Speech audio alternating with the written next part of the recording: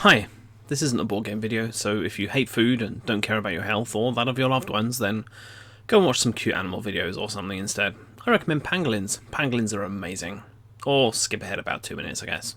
Right now, it's Coeliac Awareness Week in the UK.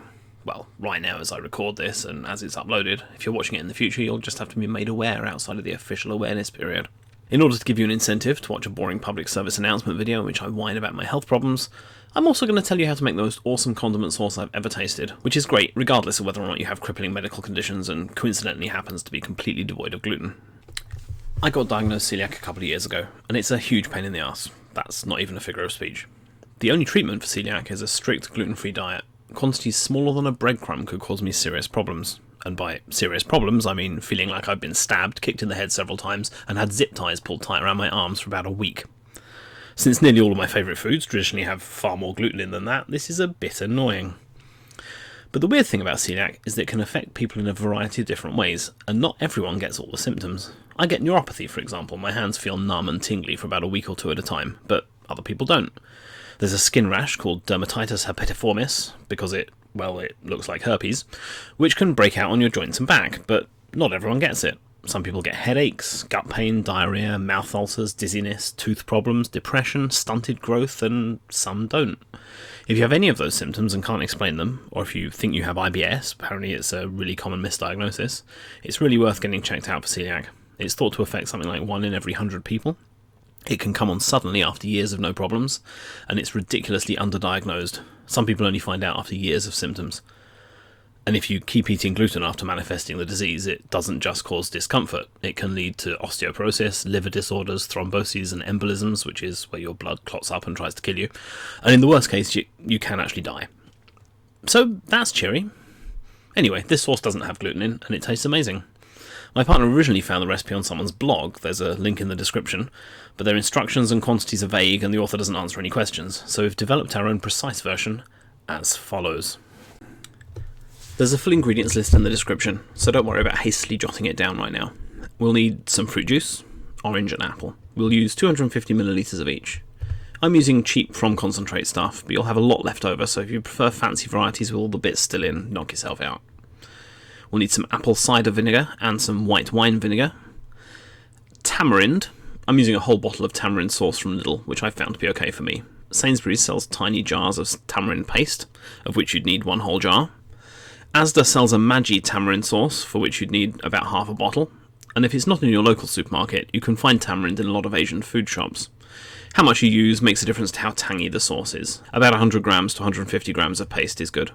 Whatever you use, though, make sure that it is actually gluten-free. Black treacle. This is basically some kind of thick, tar-like form of sugar. I'm sure you could use it to preserve fences. I gather this is what Americans call molasses, so if you're an American or you visit American shops, I guess you should probably use that. A variety of spices. We're going for onion powder, cloves, black pepper, cardamom, mustard, allspice, cinnamon, and salt. 3 small red onions, 1 or 2 cloves of garlic, a small amount of prunes and dates, tomato.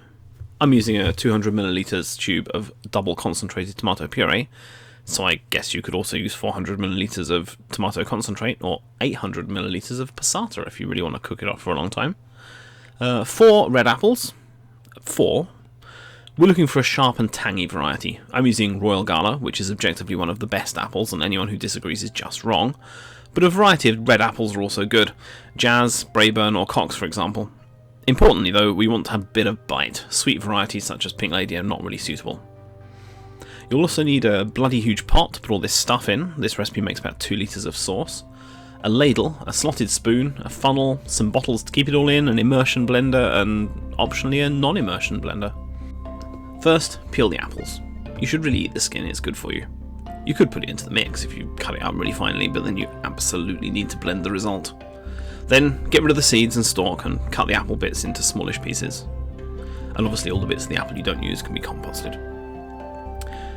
Use 1 or 2 cloves of garlic, depending on how much you like garlic. Roll the bulb around to get the loose, dry skin off and break off 2 cloves. Now you need to get rid of the skin.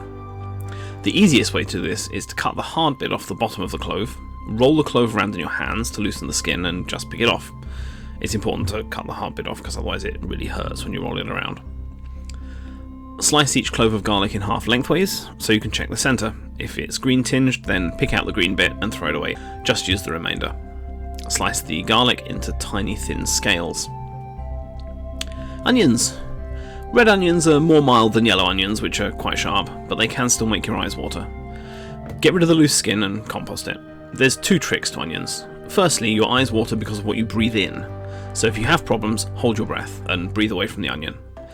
The second one, I've heard that if you leave the roots on as long as possible, then cut from the other end, it helps prevent the juices coming out and giving you problems in the first place. Well, that's what Gordon Ramsay says anyway, and he swears a lot, so he probably knows what he's talking about.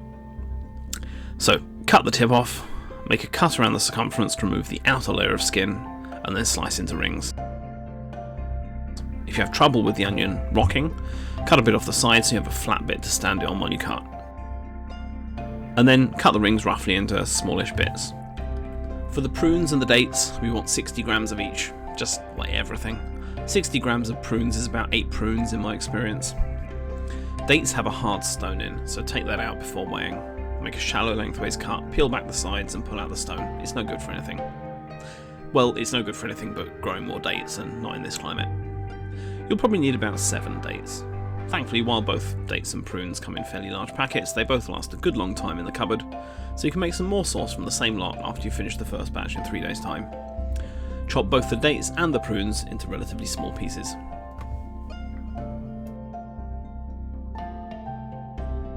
First, we add all the liquids. I've written the quantities in millilitres, but the nice thing about metric is that 1 milliliter of water weighs exactly 1 gram, and this recipe works just fine if, like me, the gradations have all worn off your Pyrex jug, and you just assume that fruit juice is about as dense as water, and measure it out by weight. So, we'll need about 250 millilitres of each of the apple juice and orange juice, straight into the pot. We'll also take 250 millilitres of white wine vinegar,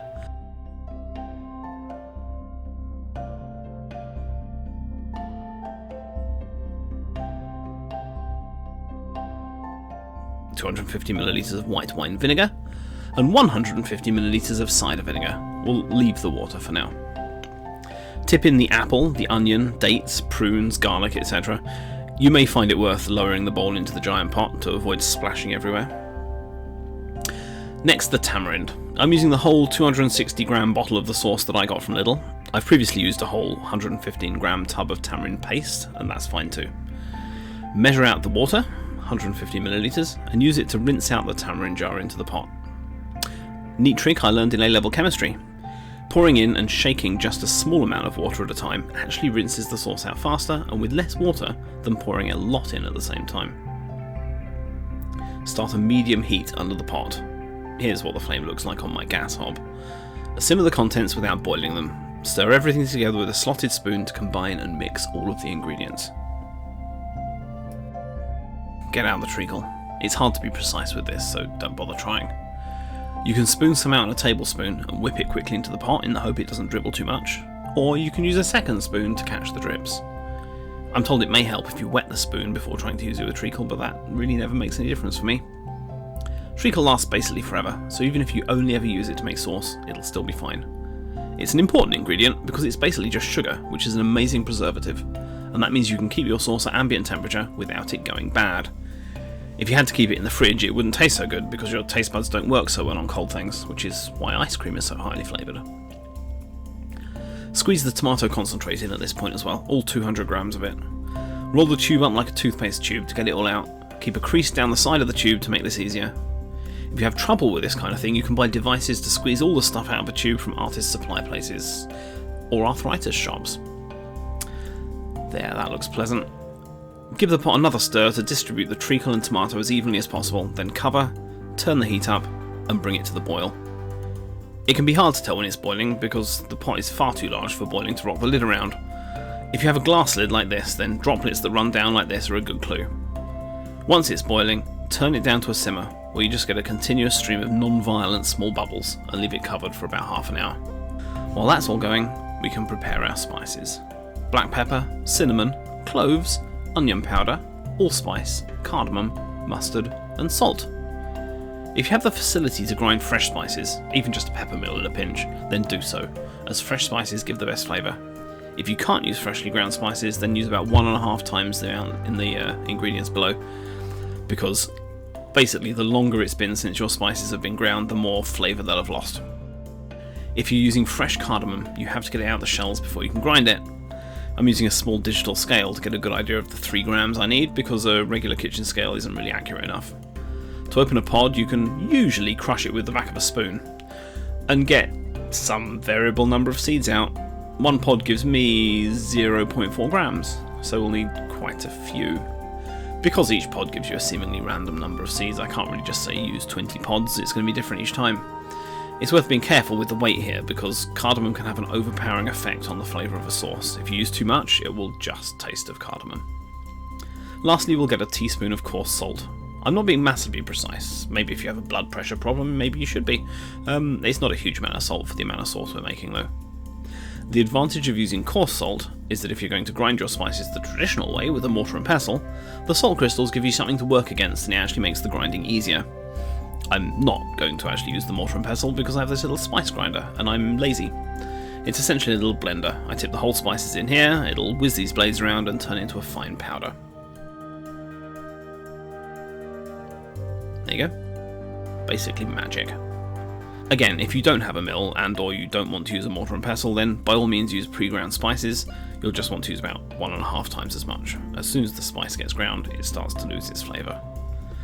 Back to our pot. It's been going for a good half an hour, so on to the next step. Take an immersion blender and whiz all of this down to a puree in the pot.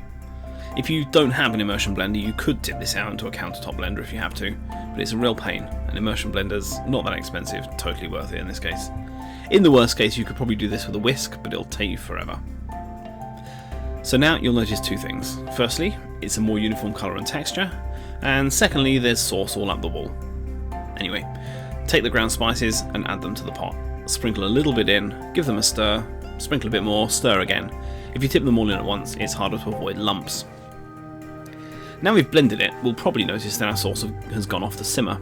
Because it's no longer just simmering the liquids, but also all that now blended solid matter, it needs to be turned up a little bit more to maintain the simmer. Just be careful not to go too far. And once it's simmering, recover again for another 45 minutes or so. 45 minutes later, our sauce is technically done and doesn't need anything else done to it. However, you'll probably find that it's still quite thin, and there's some thicker, sludgier stuff at the bottom of the pan.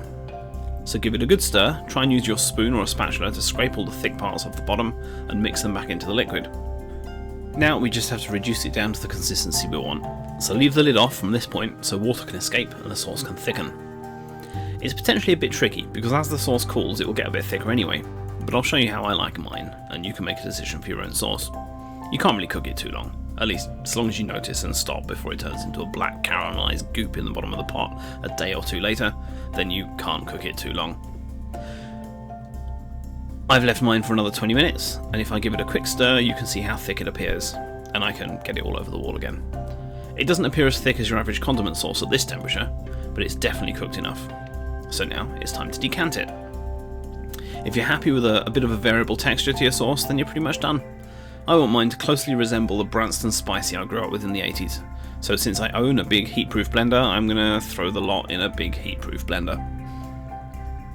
I'm using a big ladle, which makes it much easier to get it out of the pot, and using the other spoon to help catch the drips. You could also use some heat-proof pads and pick the whole pot up and pour it in, but it's heavy and a pain, and I have a ladle, so I'll use it.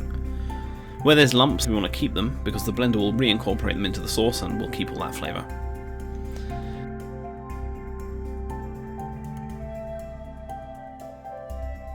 That's about 1.5 litres of sauce, and I don't want to overfill the blender, so I'll whiz this and come back for the rest.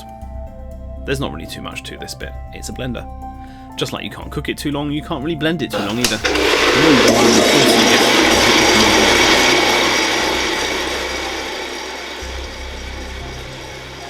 The more you go on, the closer you get to that completely homogeneous gel-like consistency of commercial condiment sauces. Now we just have to decant this into some bottles. I'm using a variety of glass bottles from passata, other sauces, drinks, etc. I've sterilised these, and there's many ways you can do that. I've used an oxy bleach, which is sodium carbonate peroxyhydrate, also known as sodium percarbonate. You can get it pretty cheaply in powdered form off the internet. You could use Milton tablets or whatever, anything you'd use to sterilise baby bottles, for example. To be honest, given that the sauce has a fair amount of preservative ingredients, you could almost certainly get away with just a thorough clean and a rinse out with boiling water. It's up to you how careful you want to be about this bit. I'm going to use a funnel. I strongly suggest you use a funnel too. I'll just pour from the blender into the bottles until they're reasonably full. Be sure to keep the funnel off the neck of the bottle to allow the liquid to flow well.